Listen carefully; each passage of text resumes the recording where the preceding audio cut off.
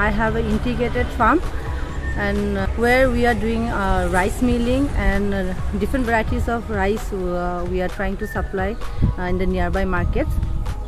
I have attended several training programs under SAMTA, under EPART.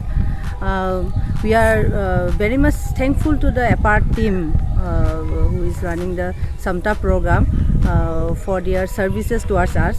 Through the training, we came to understand about the different programs, in fact, subsidized programs which are helping the farmers. My loan under PMFE for upgradation of rice mill is under process. I am really thankful to the SAMTA program under EPART.